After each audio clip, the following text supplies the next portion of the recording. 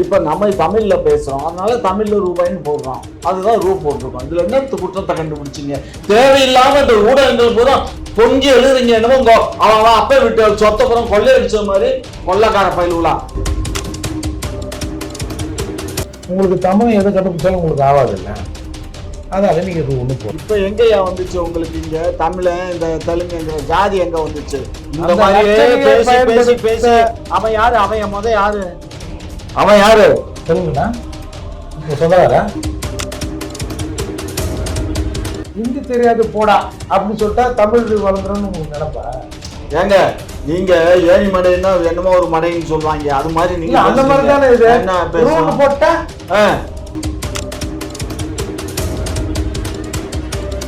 இங்க பாருங்க, நீங்க எதையும் கொஞ்சம் சரியா தெரிஞ்சுக்கிட்டு ஐயா பாருங்க, நான் தெரிஞ்சு அதை எப்படி அவன் சொல்ல முடியும்? அது ஒன்றிய அரசு கொடுக்கறது பெர்மிஷன். சிபிஎஸ்இ ஸ்கூலுக்கு யார் பெர்மிஷன்? நீ என்ன வேணாலும் பர்மிஷன் வாங்கு. நீ வந்து என் ஊர்ல நடத்துனா என்னோட லாங்குவேஜ் இல்லாம படிக்கூடாது. அதாங்க சார். அம்பிகா பச்சன் நடிகர் தரமா ஐட்டா இருக்கிறார். சொல்லுங்க. அவர் வந்து ஹிந்திக்கார் வச்சாம்பரா பேய் நடிச்சே போயிடு. நீலாம் இங்கே இருக்கதாங்க ஹிந்தி படம் வருது. இங்கே வந்து மகாராஷ்டிரானா மராத்தி தான். ஒரு பையன் மூச்சு விடக்கூடாது அப்படின்னு அந்த ஆளையே விரட்டி விட்டாங்க. ஆனால் பாருங்க, என் பக்கத்துல சேர் போட்டு சரித்திரமாக உட்காந்துருக்காரு. ஐயா விட்டா நம்மளை விரட்டு வர போடுவோம். இவங்க எங்கிருந்தோ வந்து நம்மளை விரட்டி விடுறாங்க. அதாவது ஒண்டை வந்த பிடாரி ஊர் பிடாரி விரட்டிச்சுன்னுவாங்க. அது இங்கதான் நடக்குது. இங்கதான் ஊர் பிடாரி, அதனால உங்களை தான் விரட்டணும். வேற யாரு? ஒண்டை வந்தவங்கன்னா வெளியில இருந்து. நாங்க வெளியில இருந்து வரல, நீங்க தான் வெளியில இருந்து வந்தீங்க. இப்ப தமிழ் வளர்ச்சிக்காரர்களுக்கு ஒரு தெலுங்குக்காரர்களுக்கு போட்டுக்கிறாங்க. சரியாது படிக்கிறது ராமாயணம் இருக்கிறது பெருமா போயிடுவாங்கல்ல. அந்த மாதிரி தமிழ்னு சொல்லிட்டு தமிழோட கழுத்துல வச்சு காடை வச்சு நல்லா மிதிச்சு மூச்சு விடாம பண்றது தான் எங்களோட வேலை.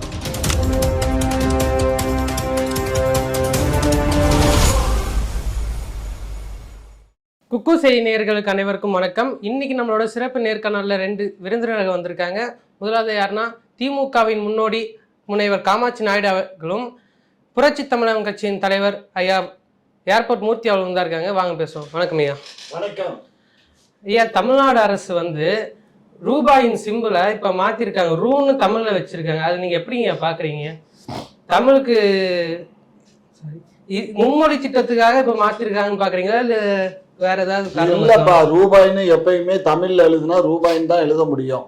அப்புறம் இதுக்கு முன்னாடி போன வருஷத்துல அதுல போன வருஷத்துல தப்பு பண்ணிட்டாங்கிறதுனால இப்பயும் தப்பு பண்ணணுமா? கடந்த 4 வருஷமா அந்த சிம்பிளை மாத்தல, இப்ப மாத்தினா என்ன சொல்றேன்? இப்ப மாத்துனாங்க. அது இப்பதான் தமிழ் அறிஞர் யாரோ சொல்லியிருக்காரு தமிழ்ல இப்படி. அப்ப இதுக்கு முன்னாடி உங்களுக்கு தமிழ்ல பற்று இல்ல?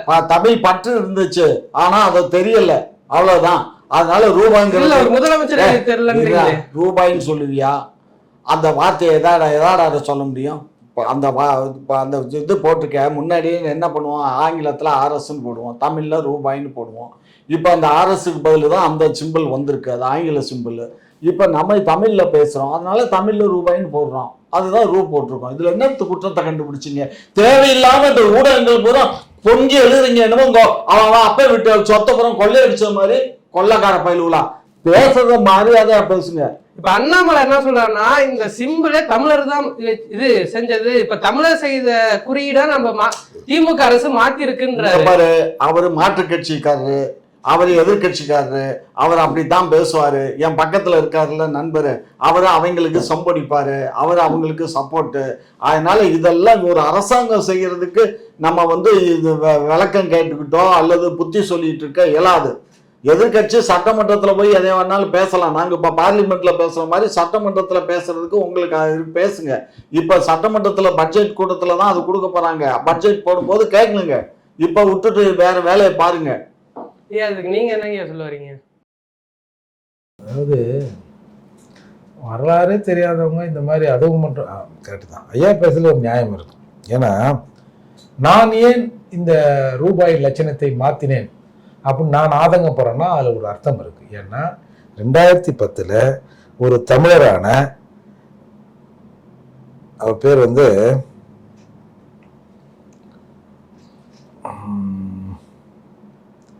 உதயகுமார்ன்றவர் தான் அந்த லட்சணையை உருவாக்குனார். அந்த லட்சணை வந்து இன்றைக்கு போடப்பட்டது. அது தமிழர்களின் பெருமையான எங்களுடைய கண்டுபிடிப்பாக பார்க்குறோம். உங்களுக்கு தமிழ் எதை கண்டுபிடிச்சாலும் உங்களுக்கு ஆகாது இல்லை, அதனால நீங்க ஒண்ணு போ. இப்ப எங்கயா வந்துச்சு உங்களுக்கு இங்க தமிழன் இந்த தெலுங்குங்கிற ஜாதி எங்க வந்துச்சு?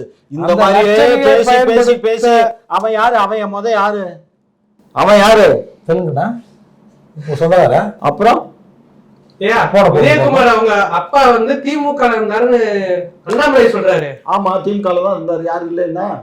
திமுக காரங்க செஞ்சதே மாத்துறீங்களா? இப்ப நீங்க நாங்க மாத்தலடா, அறிவிப்பட்டவனே. அந்த இது வந்து நாங்க இப்ப ரூபாய்ங்கிறது வந்து பட்ஜெட்ல முன்னாடி தமிழ்ல பண்ணிருக்கோம், அவ்வளவுதான். ரூ போட்டிருக்கோம், அவ்வளவுதான். RS போட்டிருந்தோம்னா நீ கேட்கறது கரெக்ட். நான் என்ன சொல்றேன், கண்டுபிடிப்பது சார் தமிழை கண்டுபிடிச்சான்னா கண்டுபிடிச்சான்னா, அதாவது ஹிந்தி தெரியாது போடா அப்படின்னு சொல்லிட்டா தமிழ் வளர்ந்துரும்னு உங்களுக்கு நினைப்பா? ஏங்க நீங்க ஏணி மடைன்னா என்னமோ ஒரு மடைன்னு சொல்லுவாங்க, அது மாதிரி நீங்க அந்த மாதிரி தானே இது. என்ன போட்டா ரூபாய்க்கு பதில் ரூன்னு போடுறோம். தமிழ்நாடு அரசுன்னு போட்டா தமிழ் தான் ஆட்சியில் இருக்கிறோமா? ஆமா. தமிழ் தான் முன்னிலையில் இருக்கிறோமா? ஆமா. நாங்களாம் பேக்கட பக்கம் இருக்கிறோங்க. நீங்க இப்ப ஏங்க உங்களை மிஞ்சி யாருங்க இருக்கா அந்த நாட்டுல? தமிழ்நாட்டுக்கே உங்க கண்ட்ரோல்ல தாங்க இருக்கு இன்னைக்கு. ஆமா ஆமா. இன்னைக்கு உங்களுடைய நம்ம பட்டியலின மக்களுடைய ஆட்சி தான் இன்னைக்கு தமிழகத்துல நடக்குது. யார் சொன்னா?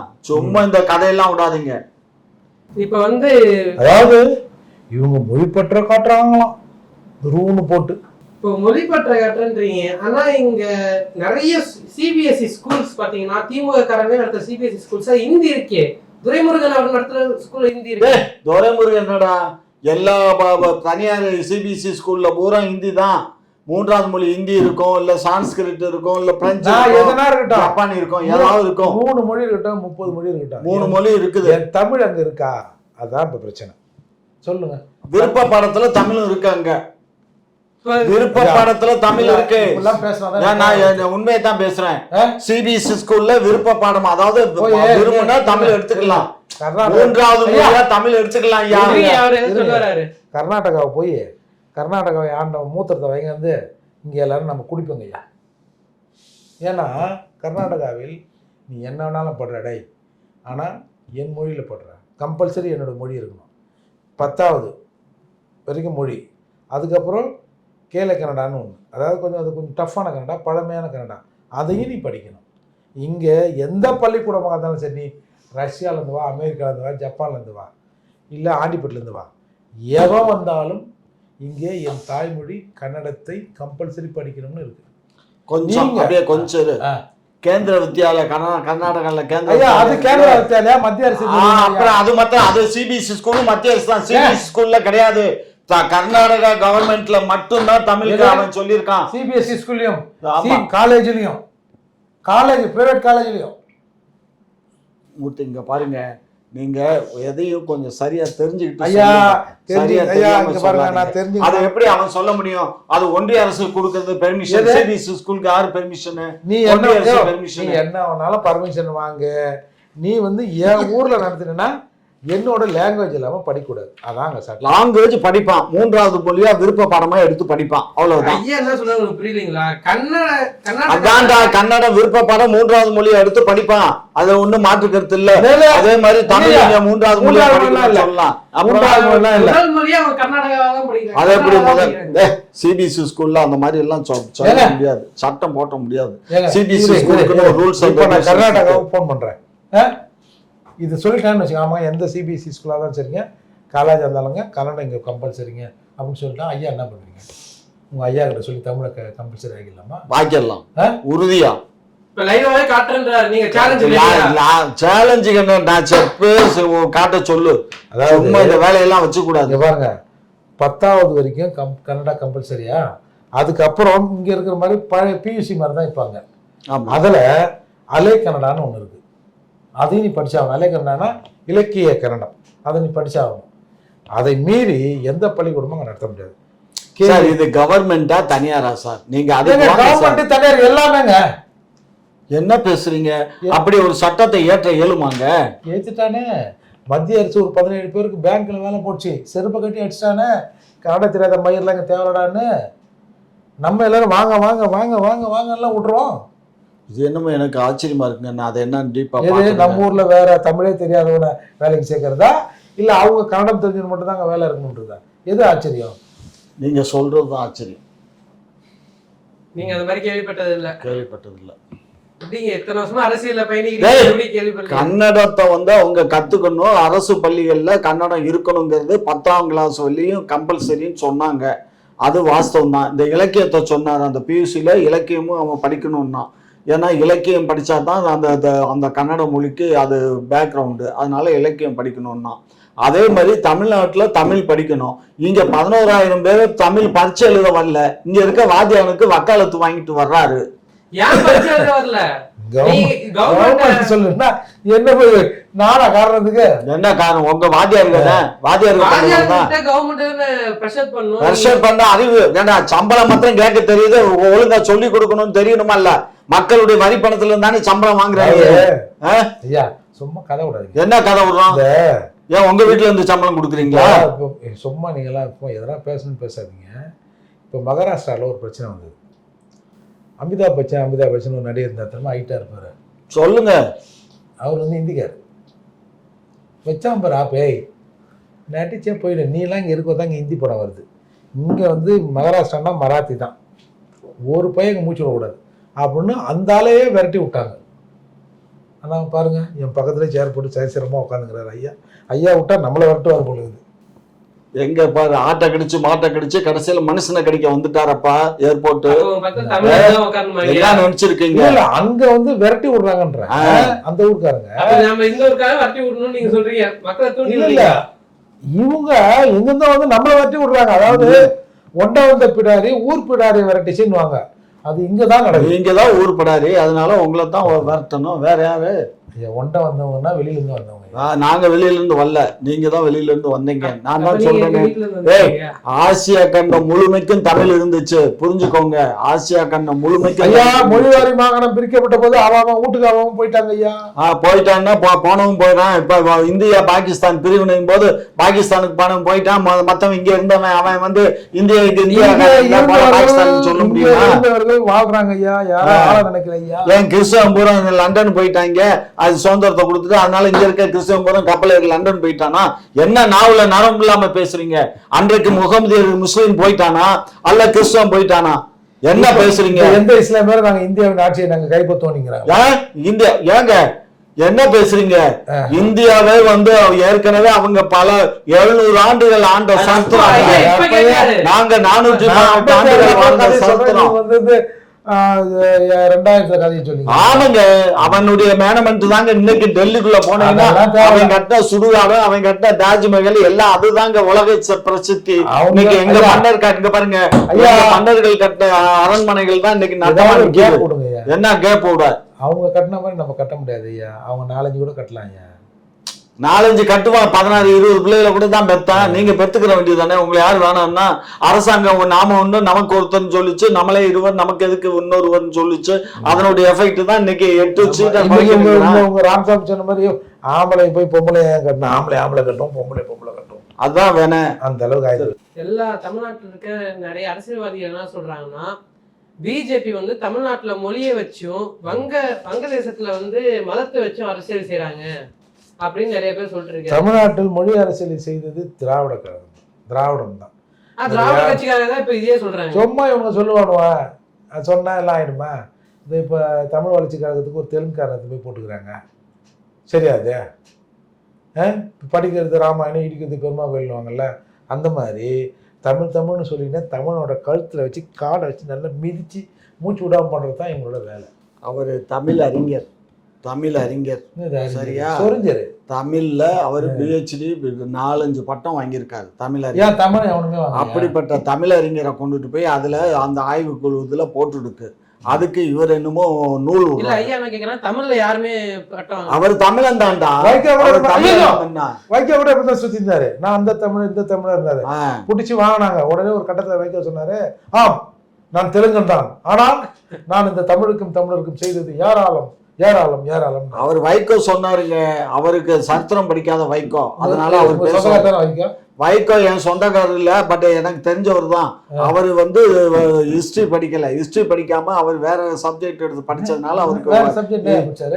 வேற சப்ஜெக்ட் தான் படிச்சார். ஏதாவது சூத்திரங்கத்துல எதனா படிச்சாரு? சூத்திரங்கிட்ட போய் அவர் டியூஷன் படிச்சார். இந்த சூத்திரம் அந்த சூத்திரம் இருக்கலாம்.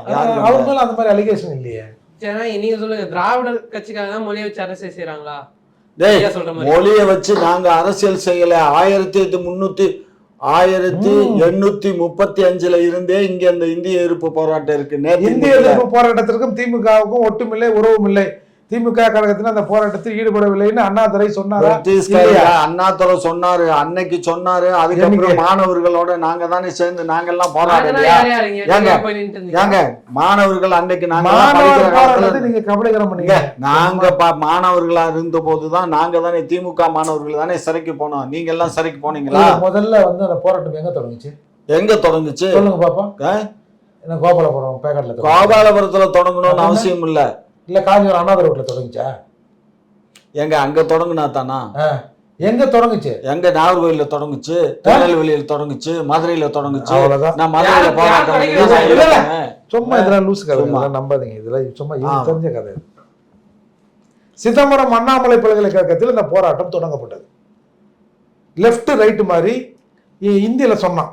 மாணவர்லாம் கேட்டா, ஏய் நேற்று வரைக்கும் இங்கிலீஷ் சொல்லியிருந்தான், இன்னைக்கு வந்து என்ன நீச்சே பீச்சேன்ற அப்படின்னு அந்த மாணவர்கள் முதல்ல வீதிக்கு வந்தாங்க. அதுதான் தமிழக பிரச்சனை. முதல் பிரச்சனை தான். சும்மா கிட்ட எங்க கூட்டு முதல் பிரச்சனை தாங்க. அது என்சிசில நடந்ததுதான். அது என்சிசில ரைட்டுங்கிறது போய் அவன் வந்து பீச்சக்க அது இது கண்ணமா மயிரன்னு சொன்னான். அதனாலதான் பிரச்சனை வந்து. அதெல்லாம் மாத்தாதது எல்லாமே நாடு நாசமா போயிட்டு இருக்கு. நீ அடுத்த கேள்வி மாதிரி ஆளுங்கிட்ட நாட்டை கொடுத்தா அப்புறம் நாசமா. என்ன கேக்குறேன்னா, இப்ப வந்துருச்சு என்சிசி, அதுல ஹிந்தி இருக்கு, பரவாயில்ல. இப்போ நீங்க அந்த மாதிரி மாணவர் படி, தமிழ்நாடு மாணவர் படைன்னு ஒரு திமுக ஆட்சியில உருவாக்கலாம்ல, உருவாக்கி நீங்க தமிழ்ல சொல்லி தரலாம்ல. எப்பா ஏற்கனவே இருக்கிற பாடத்தையே எங்க பிள்ளைகளால படிக்க இயலல. இனிமே நாங்க ஒரு படம் என்சிசி எக்ஸ்ட்ரா கரிக்குலர் ஆயிட்டு தான் விளையாட்டு சொல்லி கொடுக்குறோம் பிள்ளைகளுக்கு. விளையாட்டு கத்துக்கிறது. இன்னைக்கு செஸ் விளையாட்டுல இந்தியாவில் உலகத்திலேயே இன்னைக்கு முதல் மாணவனா வந்திருக்கான் செஸ். சோ இன்னைக்கு உலகத்திலே அவருக்கு காது அப்படிதான்ப்பா கேட்கும். நீங்க திராவிட கழகம் என்ன சொன்னாலும் அவருக்கு அப்படித்தான் அந்த விளையாட்டு. எனக்கு அந்த விளையாட்டை வெளிப்படையா அதை பத்தி பேசுறாரு. ஆமா ஆமா ஐயா, திராவிட கழகத்தினர் சொல்றாங்க, இப்ப நம்ம மத்திய அரசு கிட்ட காசு கேட்கறதுனாலதான் நேற்று இது நிர்மலா சீதாராமன் வந்து பெரியாரை இழுக்கிறாங்க, மறைமுகமா இழுக்கிறாங்க, நேரடியா இழுக்கிறதுக்கு நிர்மலா சீதாராமனுக்கு தைரியம் இல்லை அப்படின்னு திராவிட கழகத்தை சேர்ந்து நிறைய பேர். ஆமாமா, நாங்க வந்து இப்ப உனக்கும் வந்து பத்மினிக்கும் அது உனக்கும் அந்த நடிகைக்கும் என்னப்பா தொடர்புன்னா வந்து நானும் வந்து யோகியம் இல்லை, அவளும் படித்தண்டா பத்தினின்னு சொல்வதற்கு நாங்கள் மானம் கட்டவங்க இல்லை. அதனால அவங்க வந்து நேரடியாக சொல்றது கொஞ்சம் கஷ்டப்படாதான் செய்வாங்க. நீங்க என்ன சொல்றீங்க? அவர் தான் சொல்றாருல. அதாவது நிர்மலா சீதாராமன் பேச்செல்லாம் அதம்மா வந்து தமிழ்நாட்டுக்கு இந்த தண்ணியை குடிச்சு வளர்ந்தது, வைகை தண்ணியை குடிச்சது, காவேரி தண்ணியை குடிச்சு வளர்ந்த அந்த பொம்மநாட்டியே தண்ணி குடிச்சுன்னு சொல்ல. அதனால இந்த அம்மா வந்து இந்த அளவுக்கு மட்டரமா நடந்துக்கொண்டு நாங்கெல்லாம் கனவுல கூட நினைக்கல. ஒரு பெரிய மனுஷன், இந்த மனுஷனுக்கு வந்து ஒரு பட்டம் இருக்கு. அந்த மாதிரி 74 வயசாதான் அந்த அம்மா கனவுல கூட நினைக்கலையா? எது என்னது என்ன சொல்றீங்க? இந்த கருணாநிதி கருணை தெரியுமா சோனியாவுக்கு? அந்த கதை இது. ஆமா, ஆகையினால இந்த அம்மா வந்து தமிழின துரோகி மட்டுமல்ல, இந்திய மக்களினுடைய துரோகி. முதல்ல இந்த அம்மாவை நிதி அமைச்சர் பொறுப்புல இருந்து நீக்க. அமெரிக்க நீங்க எடுத்துறீங்களா நிதி அமைச்சர் பொறுப்பு? நாங்க எப்படி நீக்க முடியும்? எங்களுக்கு அதிகாரம் இல்ல. எங்களுக்கு அதிகாரம் இருந்தா இந்த அம்மாவை கொண்டு வந்து நிதி அமைச்சர் கனிமொழி அக்காலாம் வேண்டியது இல்லை. இதுக்குன்னு எக்கனாமிக்ஸ் படிச்சவங்க எல்லாம் இருக்காங்க. எவ்வளவு பிஹெச்டி பிடிஆர் ஆக்கலாம். நாங்க அதை காட்டிலும் ஐடி துறை ரொம்ப சேஃப். அதனால நாங்க அதுக்கு அது ரொம்ப வளரணும்ல. ஐடியும் உள்ளடக்கியதுதான் வந்து ஃபைனான்ஸ் இருக்கலாம். இருந்து ரேஷன் அரிசி வாங்குற வரைக்கும் ஃபைனான்ஸ் எல்லாத்தையும் கண்ட்ரோல். அதாவது ஃபைனான்ஸுங்கிறது ஒரு சிஎம் மாதிரி. சிஎம் மாதிரி எல்லாம் இல்லைங்க, ஃபைனான்ஸ் கூட கூடுதல். அப்படியா? சரி. ஐயா சொல்லிட்டீங்கல்ல, அப்ப சிஎம் ஆக்கிடுவோமா தங்கம் தென்னரச? தங்கம் தென்னரசா? அவர் தானே இப்ப finance minister. PTR finance. PTR பல்ல ஒரு யோகியன் கூட உங்களுக்கு பிடிக்காதா? அவங்க தாத்தா ஏற்கனவே சீஃப் மினிஸ்டர் இருந்தோம். இல்ல, ஒரு யோகியன் கூட உங்களுக்கு பிடிக்காதா? ஏன் எல்லா யோக்கியனும் நாங்க இருக்கோம். யோக்கியனுடைய கூடாரமே திராவிட முன்னேற்ற கழகம் தான். அதுல அயோக்கியனுக்கு வேலைன்னு அயோக்கியனுக்கு வேலை இல்லங்க. ஊழலுக்குலாம் அங்க வேலை இல்ல. இல்ல, அந்த சக்கரத்தை போயிச்சு, அதுதான் எனக்கு புரியலங்க. அது என்னன்னு நான் தெரிஞ்சுக்கிட்டு பேசுறேங்க. தயவு செஞ்சு அதை என்கிட்ட பேசாதீங்க. 2 தெரு அங்க கக்கூஸ் தான், 2 தெரு நார்தையா. வேணாம், அந்த கக்கூஸ் என்னன்னு கேட்டுக்கலாம், அப்புறம் பேசுவோம் அதை பத்தி. ஐயா, இன்னைக்கு முதல் முறையா பொருளாதார அறிக்கை தாக்கல் பண்ணியிருக்காரு. பொருளாதார அறிக்கையின் திட்டக்குழு துணைத் தலைவர் ஜெயரஞ்சன் சொல்லியிருக்காரு, தமிழ்நாட்டு பொருளாதாரத்தில் இனி 8% உயரும் சொல்லியிருக்காரு. அது நீங்க எப்படி பாக்குறீங்க? ஏன்னா 7:59 இருக்கிறோம், 8 ஆயிடும். 8% இனிமே உயரும்னு இருக்காரு. இல்ல 7:59, 7:89, 7:99, இன்னும் 1% கடந்து விட்டோம்னா 8 ஆயிடும். முடிச்சிரு விடு. அந்த 1% அங்க வேலை செஞ்சிருக்காங்க. நம்ம கொட்டி வைக்கிறதுக்காரர் தான் அவரு. பாவம், அவர் ஏதோ போன தடவை ஏதோ சுற்றி இருந்தார். அவருக்கு ஒரு வாரியத்தில் இப்போ அந்த குழுவில் தலைவராகியிருக்காங்க.